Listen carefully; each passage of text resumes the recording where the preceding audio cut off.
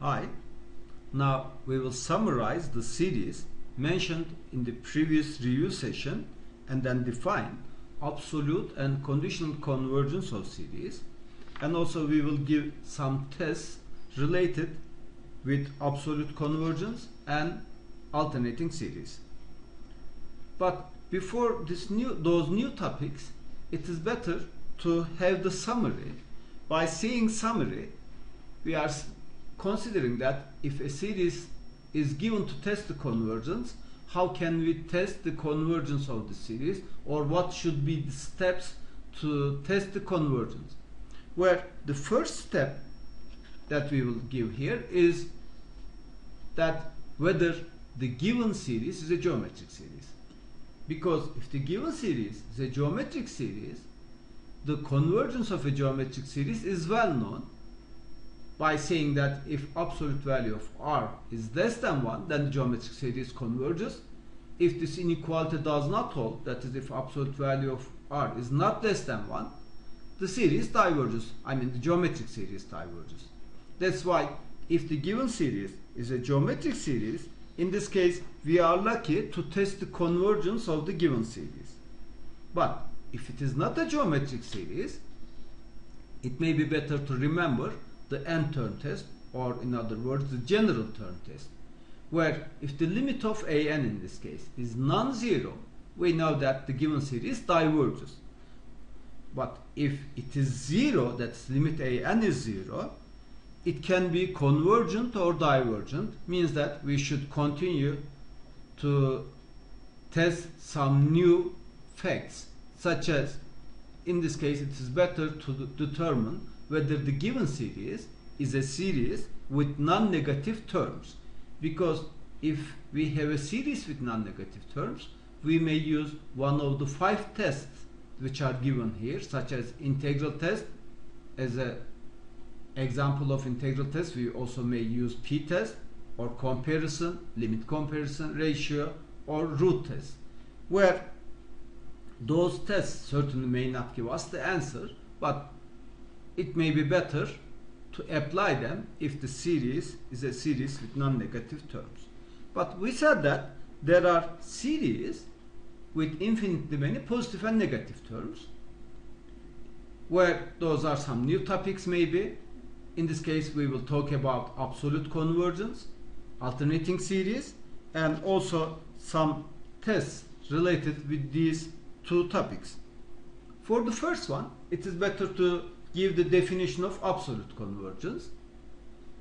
We are saying that if the series sigma absolute value of an converges, then the series sigma an converges absolutely. Or in other words, we can say that a series sigma an is absolutely convergent or converges absolutely if the series sigma absolute value an is convergent or converges. For those types of series,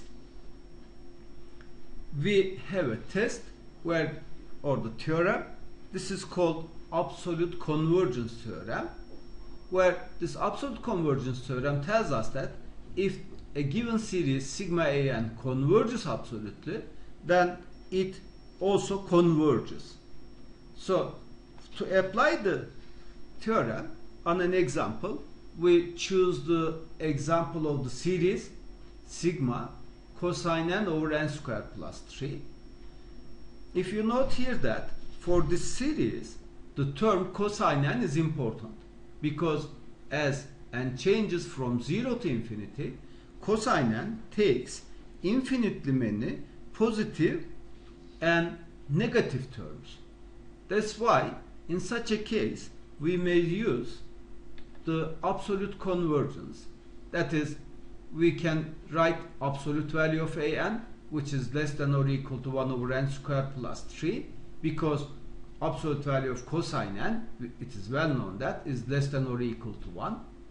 Then the series should be determined whether convergent or divergent. That's the series sigma 1 over n squared plus 3.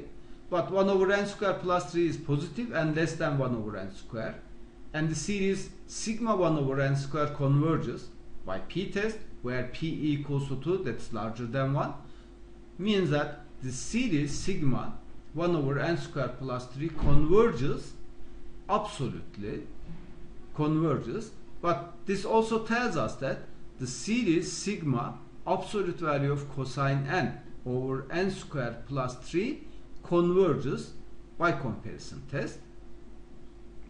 Hence, this means that the series sigma cosine n over n squared plus 3 converges absolutely, which implies that the series converges in this case by absolute convergence theorem. But there are series which has infinitely many positive and negative terms, where they may not be absolutely convergent but convergent. Such a series are called conditionally convergent, or we are saying the series converges conditionally, where after this definition we will give one more definition, that is the alternating series, definition of alternating series, where in this case we are saying that if any two consecutive terms of the series, product of any two consecutive terms of the series sigma an is negative, then this series is called an alternating series.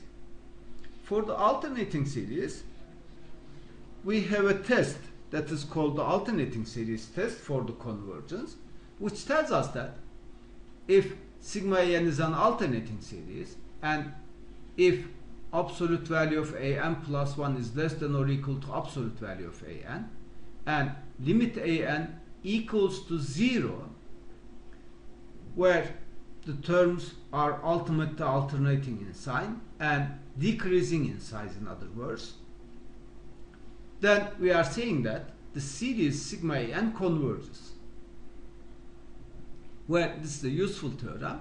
But there are two items where the second item, that's limit an equal to 0, is important, because if limit an is non-zero, we already know that by n-term test the given series diverges. So if limit an is 0 but the first item does not hold, or the inequality is not true, that means absolute value of an plus 1 may not be less than or equal to absolute value of an, in such a case this series can be convergent or divergent, but certainly if the inequality does not hold, we cannot use the alternating series test. Then we may have an example to apply the alternating series test. This is the series sigma minus 1 to the power n over n. If we want to know whether this series converges absolutely or not, we have sigma absolute value of an equals to the series sigma 1 over n. That's the harmonic series, and we know that it diverges. On the other hand, if you consider the product of two consecutive terms of this series, that is an times an plus 1, which is minus 1 over n times n plus 1, and negative. So now we can say that this series is an alternating series, means we may use the alternating series test. But if we apply the alternating series test, both items of the alternating series test hold. So we can say that this given series converges. So we have a series sigma minus 1 to the power n over n, which is not absolutely convergent but convergent, or which does not converge absolutely but converges. So we have a series which converges conditionally. And in fact, this series has a special name. It is the series alternating harmonic series. After this one, we will consider one more theorem. This theorem will help us to approximate the value of a convergent alternating series using finitely many first terms of the series, where this is the error estimate for alternating series. So it says that if we have an alternating series sigma n which converges to a number s, then this sum s can be approximated using the first n terms of the series, with an error certainly being less than or equal to the n plus first term of the series. For the application, or to show how we use this theorem for an convergent alternating series, we choose the series sigma minus 1 to the power n over n factorial, where we want to compute the sum of the series, but note that this is a convergent series. By the ratio test absolutely converges, so we want to approximate the value of the series with an error being less than 10 to the power minus 3. So what we do in this case, we say that we already know that by the theorem, absolute value of E, that's error, is less than or equal to absolute value of a n plus 1, which is 1 over n plus 1 factorial, and it is less than 10 to the power minus 3 if n is larger than 6, means that if we use the first 5 terms of the series, we can compute the actual value of the series with an error being less than 10 to the power minus 3. Next time, power series and Taylor series will be reviewed. So, we hope you will enjoy your classes.